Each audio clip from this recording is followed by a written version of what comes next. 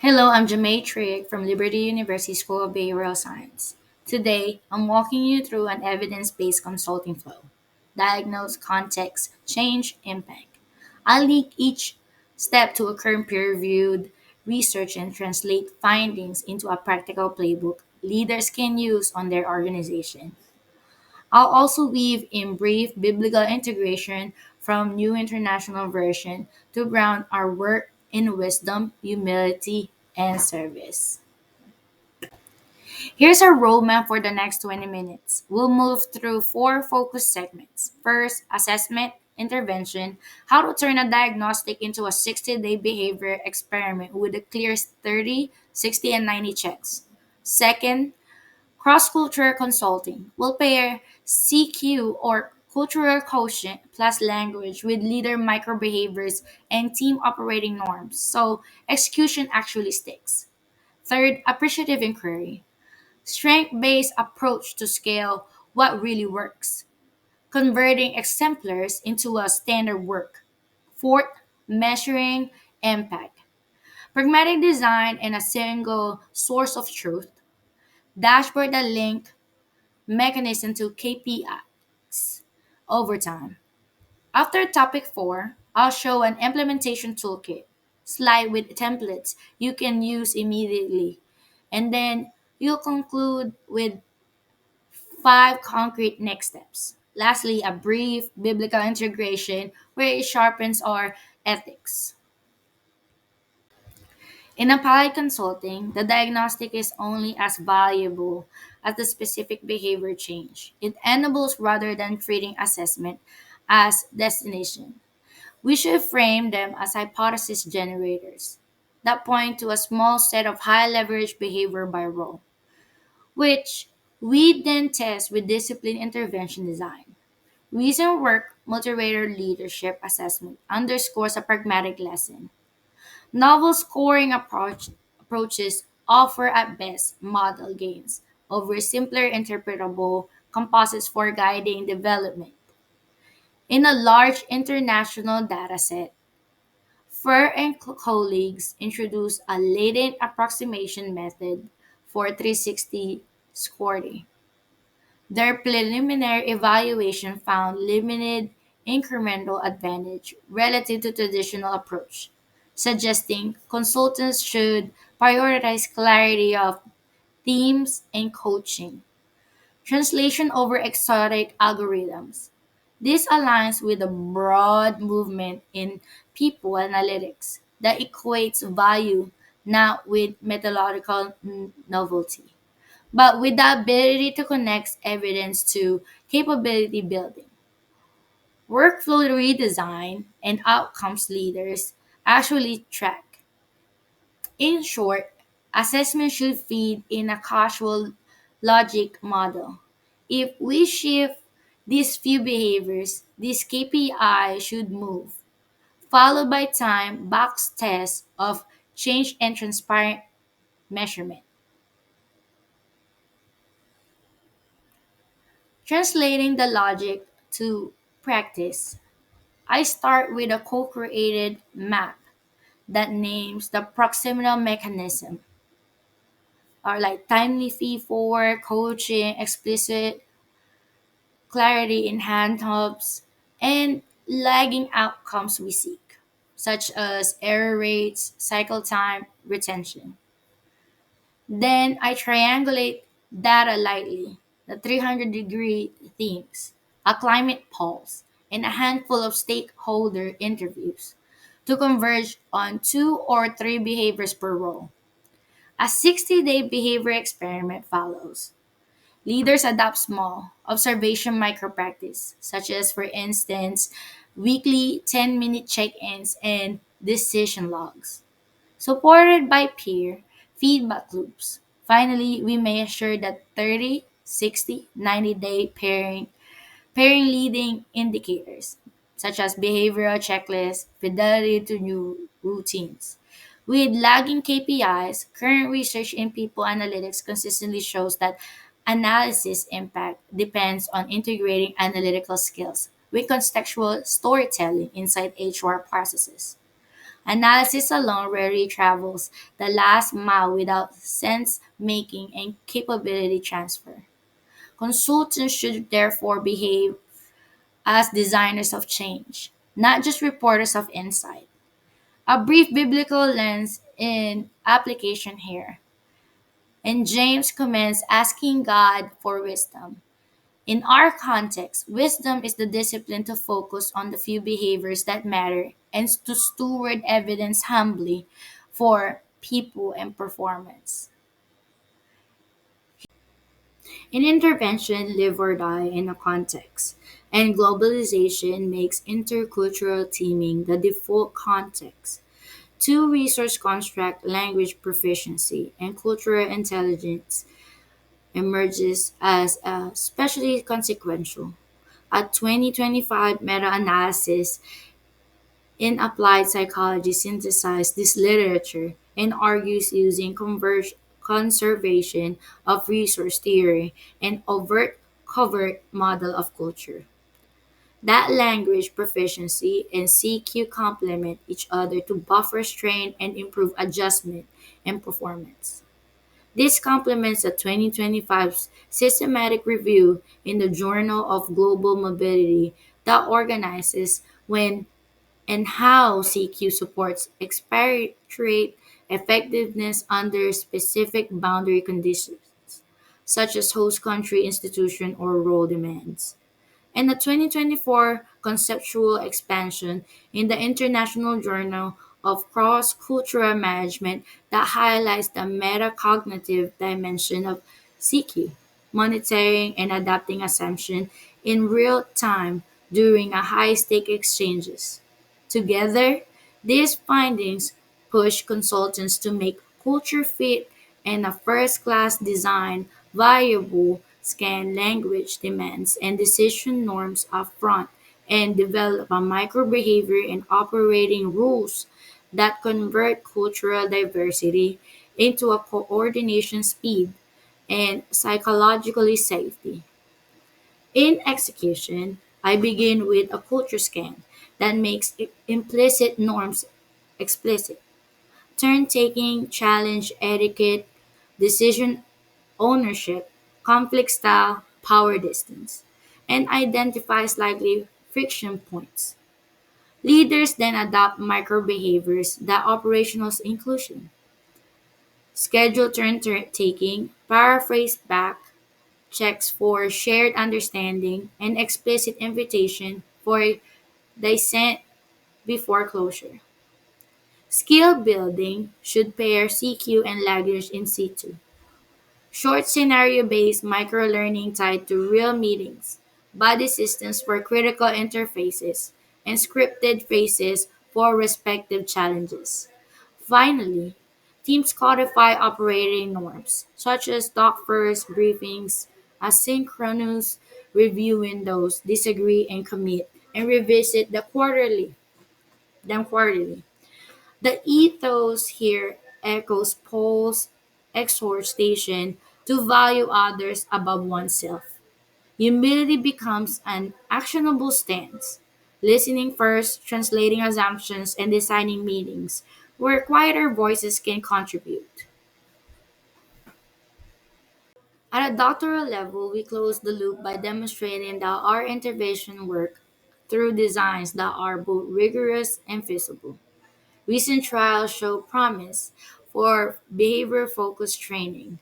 A 2025 randomized waitlist controlled trial in PLOS One found that operant based leadership produced sustained improvements in managers' performance feedback behavior across multiple follow ups, illustrating that tightly targeted behavior designs can move long term practice.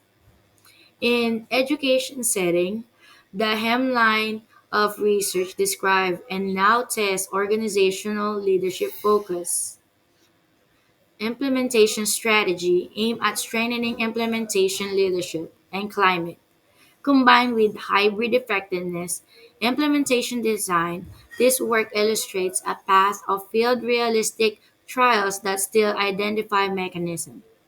For consultants outside formal trials, Step wedge or waitlist design can be practical compromise. Recent methodological summaries offer guidance to avoid common pitfalls when cluster transition from control to intervention. Executionally, I pair mechanisms with outcomes. Mechanisms are the behaviors that root, routines that should change if our theory right. For example, frequency, quality of feed, forward coaching, fidelity to new handoff checklists. Outcomes are the business KPIs leader actually care about, like throughput, error rates, retention, safety events. I expect early signal at 30, 60, 90 days of mechanisms. With business outcome confirming over 6 to 12 months, one single source of truth dashboard prevents version confusion. Monthly sense making huddles with sponsors and frontline representatives support shared interpretation and course correction. Proverbs counsel about many advisors remind us that data become wisdom when interpreted with those closest to the work. Pluralistic sense making is both ethical and statistically valuable, reducing risk of confirmation bias and improving external validity. At a doctorate level, we close the loop by demonstrating that our intervention work through designs that are both rigorous and feasible. Recent trials show promise for behavioral focused leadership training. A 2025 randomized waitlist controlled trial in PLOS One found that operant based leadership training produced sustained improvements in managers' performance feedback behavior across multiple follow up, illustrating that tightly targeted behavior design can move along term practice. In education setting, the hemline of research described and now tests an organizational leadership focused implementation strategy aimed at strengthening implementation, leadership, and climate, combined with hybrid effectiveness implementation designs. This work illustrates a path of field realistic trials that still identify mechanisms. For consultants outside formal trials, step wedge or waitlist design can be practical compromise. And recent methodological summaries offer guidance to avoid common pitfalls when clusters transition from control to intervention. Executionally, I pair mechanism with outcomes. Mechanisms are behaviors and routines that should change if our theory is right. For example, frequency and quality of feed forward coaching, fidelity to a new hand of checklist. Outcomes are business KPIs. Leaders actually care about, for example, throughput, error rates, retention, safety events. I expect early signal at 30, 60, 90 days of mechanism with business outcomes confirmation over 6 to 12 months. One single source of truth dashboard presents version confusion. Monthly sense making huddles with sponsors and frontline representatives support shared interpretation and course correction. Proverbs counsels about many advisors remind us that data become wisdom when interpreted with those closest to work. Pluralistic sense making is both ethical and statistically valuable, reducing risks of confirmation bias and improving external validity. In conclusion, we begin by reframing assessment as a hypothesis generator. Identify the few behaviors that matter.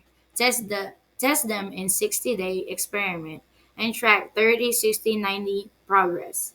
Then situated execution and culture, intercultural communication, CQ, and explicit leader microbehaviors turn diversity into coordination, speed, and psychological safety.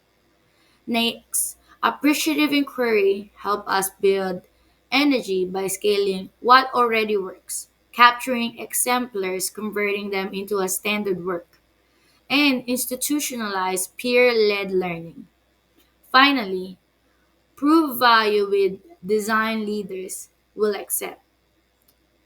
Pairing mechanism, behaviors fidelity with outcomes which are the KPIs. On realistic time horizon. The through line is simple. Mechanism through metrics through meaning. As a brief ethical lens, James 1 verse 5 remind us to seek wisdom in deciding which few behaviors to change. And Proverbs 11 verse 14 remind us to interpret results with those closest to work. 5 next steps. Draw one page logic model, behavior, mechanisms, and KPIs. Pick two or three behaviors per row. Design a 60-day experiment. Run a culture scan and set the operating norms for your team. Next is do 20 discovery interviews. Turn exemplars into job aids. Stand up a single dashboard. Review monthly with a cross functional huddle. Thank you for your time. I'm happy to share my templates for the logic model, discovery guide, and a dashboard, and to take questions if you do have one.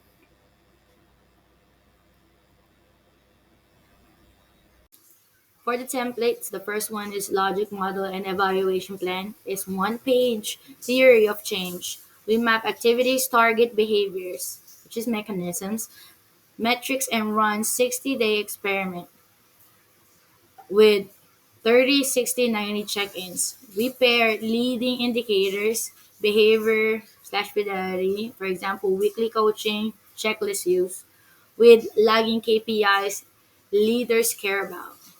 For example, error rate, cycle time, retention. So we use to show not just the result change, but why.